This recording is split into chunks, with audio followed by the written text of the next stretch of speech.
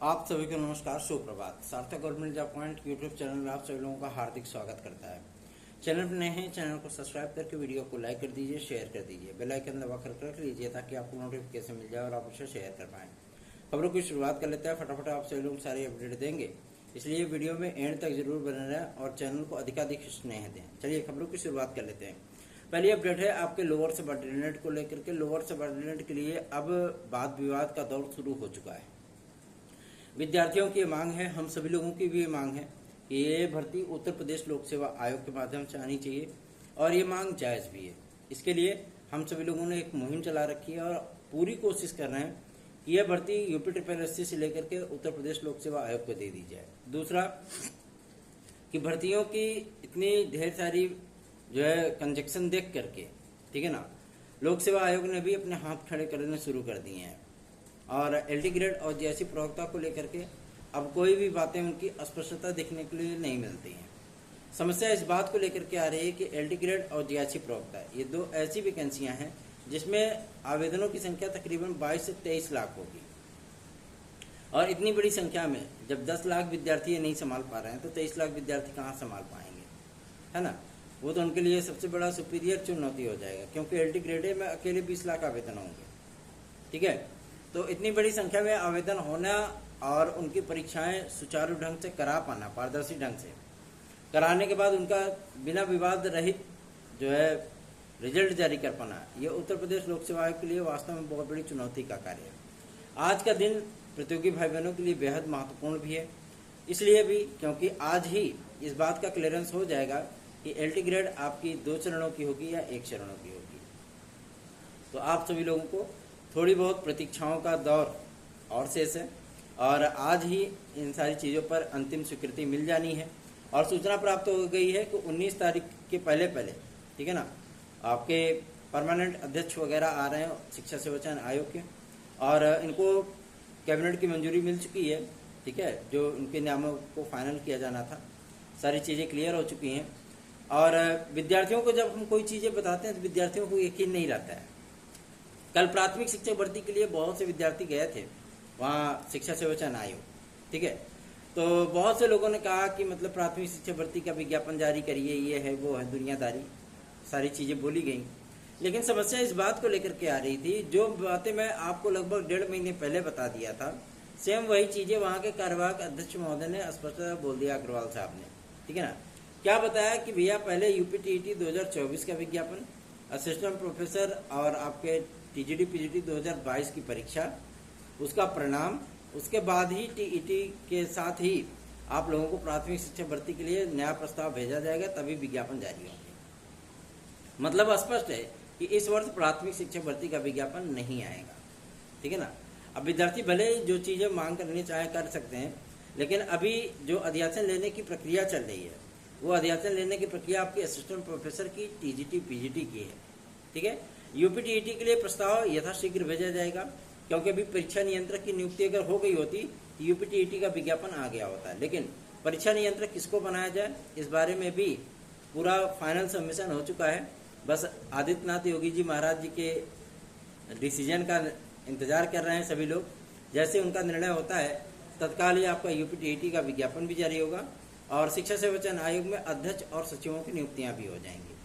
इसलिए आप लोगों को चिंतित होने की आवश्यकता नहीं है, आप लोग अपनी तैयारियां करते रहिए। सार्थक government job point YouTube channel को अधिकाधिक संख्या में स्नेह और आशीर्वाद दीजिए। चलिए आगे बढ़ते हैं, बात करते हैं आपके एलटी ग्रेड और जीएससी लेक्चरर को लेकर के। एलटी ग्रेड जीएससी लेक्चरर के लिए जो नियमावली आपकी बनाई जा रही है उसमें कहीं भी 2 चरणों का नाम है ही नहीं, मतलब एलटी ग्रेड के लिए और टीजीडी के लिए, ठीक है। अगर इस पे उच्च न्यायालय का जो हाईकोर्ट है उसका आदेश नहीं होता तो जाहिर सी बात है कि नियमावली में परिवर्तन हो जाता, फिर आपकी एलटी ग्रेड या टीजीटी को 2 चरणों में किया जा सकता था। लेकिन जब सिंगल बेंच का आदेश आया था अहर्ता को लेकर के, इक्विवेलेंट शब्द को लेकर के, तो उसी समय में माननीय उच्च न्यायालय के माध्यम से ये बोल दिया गया था कि आप टीजीटी की नियमावली राजकीय में लागू कर सकते हैं, ठीक है, लागू कर सकते हैं, कोई दिक्कत नहीं। जो अर्हताएं आपकी टीजीटी की हैं वो अर्हताएं आपकी सिमिलर जो है वो एलटी ग्रेड में जा सकती हैं। लेकिन एलटी ग्रेड की अर्हताएं तो बिल्कुल भी अलग होती हैं। उसमें तो सभी विषयों के लिए बीएड की डिग्री अनिवार्य होती है। लेकिन टीजीटी में ऐसा नहीं होता है। टीजीटी में तो आईजीटी बॉम्बे आर्ट वाले भी कर देते हैं, टेक्निकल फाइन वाले भी कर लेते हैं, बीएफए वाले भी कर लेते हैं, बीएड वाले भी कर लेते हैं, है ना, प्राविधिक वाले भी कर लेते हैं। लेकिन वहाँ पे तो ऐसी चीजें नहीं होती हैं। वहाँ पे तो लटका दिया जाता है। बेचारे 2018 वाले विद्यार्थी अभी तक लटके पड़े हैं, है ना। तो ऐसी परिस्थितियों से बचने के लिए ही जो कार्य किए जा रहे हैं उसमें परिवर्तनों का दौर जारी है। और इसमें आप सभी लोगों को जब ये फाइनल इनका बन जाएगा नियमावली बनने के बाद इसको मंजूरी मिलेगी शासन से और तत्काल ही आप लोगों के विज्ञापन पर निर्णय लिए जाएंगे, ठीक है ना। अब विद्यार्थी इस चीज को लेकर के परेशान हो जाते हैं कि आखिर विज्ञापनों कब तक आएगा। तो विज्ञापन आप सभी लोगों का जारी होने के पहले बहुत सी चीजें ऐसी होती हैं जो सरदर्द का कारण बन जाती हैं, ठीक है ना। सरदर्दी का कारण ये कि जो नियमित संस्थान है ना, जो नियामक संस्थान है, नियमित मैंने बोला, जो नियामक संस्थान है जो आपकी परीक्षाएं कराएंगे या जो विज्ञापन जारी करेंगे, जब वही आपके आवेदनों को जारी करने की या आपके आवेदनों को लेने के लिए हाथ खड़े करने शुरू कर दें कि भैया ऐसी बात है कि हम नहीं कर पाएंगे, हमारे पास परीक्षाओं का बोझ है ना। वैसे भी उत्तर प्रदेश लोक सेवा आयोग एलटी ग्रेड जीआईसी प्रोक्ता कराना नहीं चाह रहा था, ये वास्तविकता है, ठीक है ना। इसीलिए टल्लम टाली वाला प्रवृत्ति थी इनकी। आज टाल रहे हैं, 2 टाल रहे हैं, 3 टाल रहे हैं, 5 टाल रहे हैं, ऐसे ही टालते हुए चले आ रहे थे।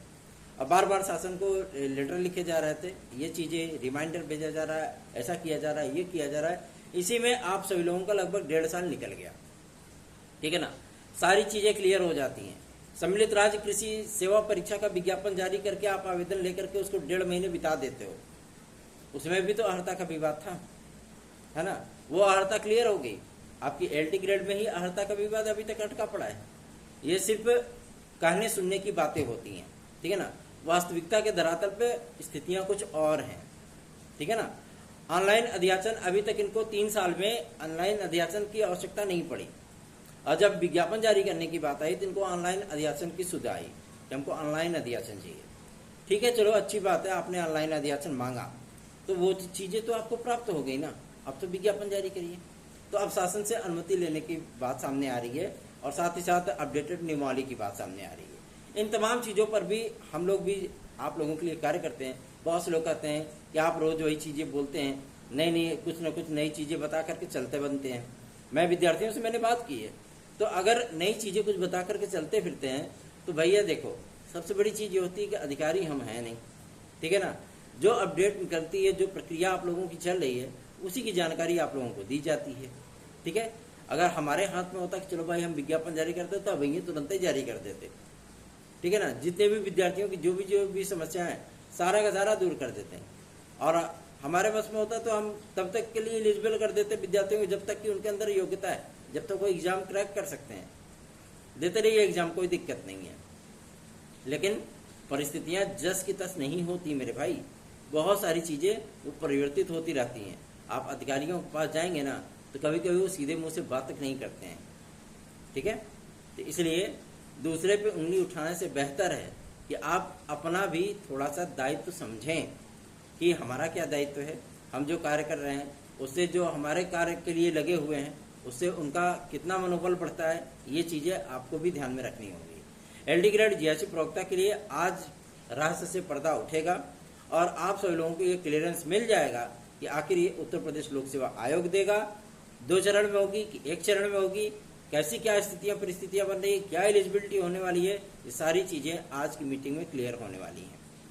तो आप सभी लोग थोड़ा सा धैर्य रखिए, क्योंकि हम लोग भी काम करते हैं ना, गर्मी हम लोगों को भी लगती है, लू हम लोगों को भी लगती है, ठीक है, समस्याएं हम लोगों को भी होती हैं, हम लोग भी अपना जीवन जी सकते हैं। गर्मियों की छुट्टियां हैं, आराम से कहीं भी जाके घूम टहल सकते हैं, लेकिन ऐसी परिस्थितियां हम लोग क्रिएट नहीं कर पाते। क्यों? क्योंकि हम लोगों पर आप सभी भाई बहनों की जिम्मेदारियां हैं, उनके सपनों की जिम्मेदारियां हैं। आप लोग उम्मीदें करते हो, ये उम्मीदें बड़ी घातक होती हैं, है ना। ये उम्मीदें बड़ी घातक होती हैं जब आप लोग इतनी ज्यादा उम्मीदें लगा लेते हो।